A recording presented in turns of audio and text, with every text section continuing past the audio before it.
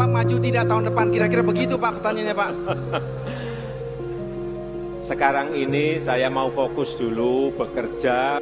Joko Widodo mengungkapkan alasan dirinya maju sebagai calon presiden usai menyatakan siap melaksanakan tugas dari Ketua Umum PDIP Megawati Soekarno Putri. Sebetulnya bisa menuntaskan pekerjaan Bapak. sebetulnya tempat di mana saja asal kita bekerja dengan sungguh-sungguh dan mendedikasikan semua pekerjaan itu kepada masyarakat, saya kira tidak ada masalah.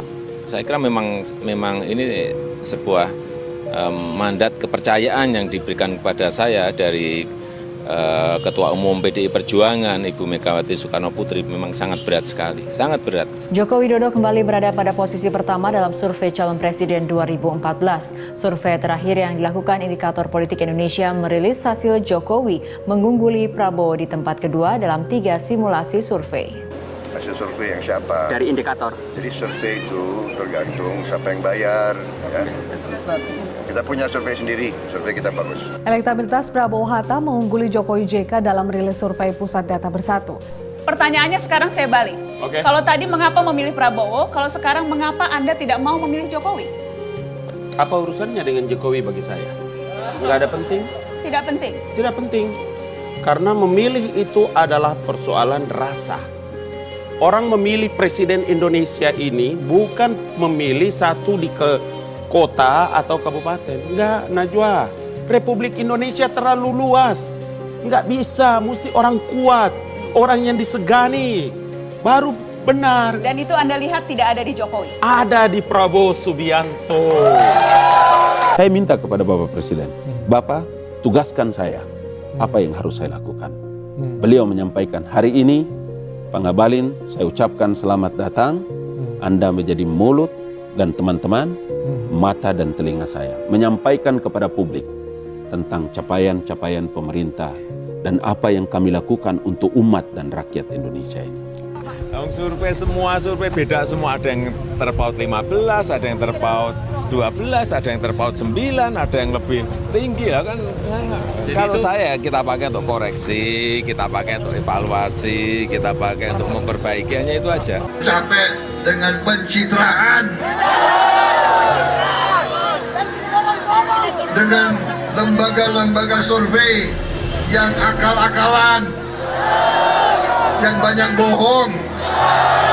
Tren yang akhir-akhir ini kemudian menunjukkan bahwa elektabilitas Pak Prabowo dan Partai Gerindra terus naik, tentunya patut disyukuri. Hutang pemerintah kita naik terus, ya kan? Tadi 95 juta orang masih hidup miskin. Hutang pemerintah naik terus.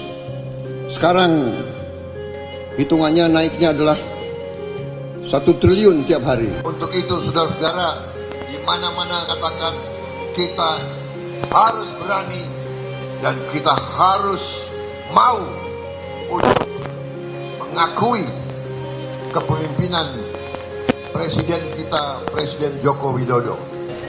Kami ini kita bagian dari pemerintah ini, ya. Kalau pemerintah berhasil, ya kita ikut naik. Kalau pemerintah tidak bagus, ya kita ikut turun. Saya kira itu sederhana sekali, ya. Ya.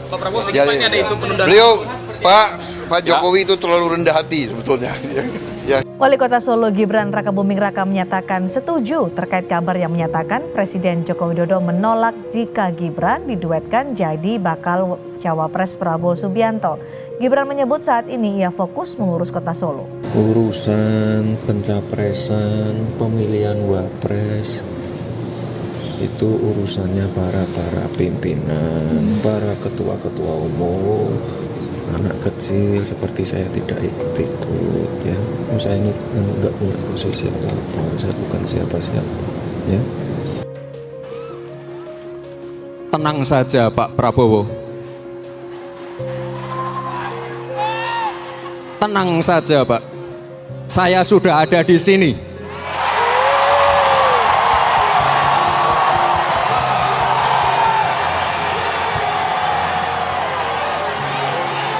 Nanti akan ada yang namanya kartu prakerja seperti ini. Untuk menjamin kita memasuki dunia kerja, memasuki dunia industri, memasuki kantor. Lulusan SMA, SMK, akademi perguruan tinggi, tolong nanti cari yang namanya kartu prakerja seperti ini. Dana abadi pesantren. Nanti akan kami tambahkan lagi. Kredit startup milenial. Bagaimana Gibran, saya nggak pikirkan. Bagaimana Jokowi, saya nggak pikirkan. Yang saya pikirkan adalah bagaimana menambah suara sudah satu terus setiap hari. Pilpres 2024, benarkah Presiden Jokowi tidak netral? Buktinya apa? Bukti tidak netralnya apa?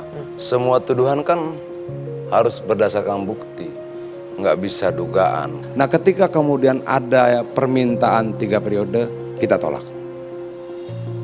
Ini masalah konstitusi, ini masalah bangsa, ini masalah rakyat yang harus kita tidak bisa setujui. Saya tegaskan, saya tidak ada niat, tidak ada juga berminat menjadi presiden 3 periode. Anda merasa dihianati, Bang Adian? Iya. Kita melihat begitu banyak orang mencaci maki dia, memfitnah dia dengan berbagai macam bahasa. Dan dia tertawa-tawa dan dia tidak membalas. Terus kenapa dia buat ini sama kita? Tapi ini nadanya kalau kami dengar sekilas kok kayak kecewa banget, Bang. Kecewa? Adanya keputusan ini. Enggak ya, Bang? Itu interpretasi negatif subjektif itu, Bang. Saya kecewa. Weh, kita ini bukan aktivis kaleng-kaleng. Kekecewaan itu sudah melekat dan perjalanan hidup kita. Itu loh. Jadi nggak akan ada persoalan. Kalau gue ketemu Jokowi bilang, tolonglah Pak Presiden. Tidak ini ujung kekuasaanmu. Tidak dengan cara seperti ini kau mengakhirinya. Pak Jokowi itu udah mau dulu mentang-mentang.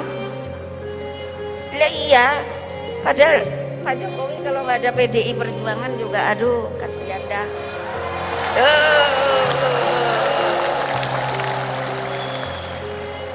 Saya melihat akhir-akhir ini yang kita lihat adalah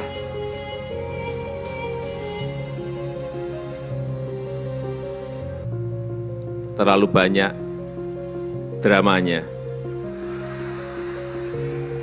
terlalu banyak drakornya, terlalu banyak sinetronnya.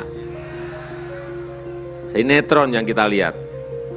Mestinya kan pertarungan gagasan, mestinya pertarungan ide, bukan pertarungan perasaan.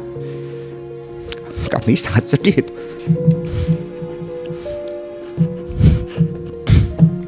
Ibu Mega tuh mengawal Pak Jokowi.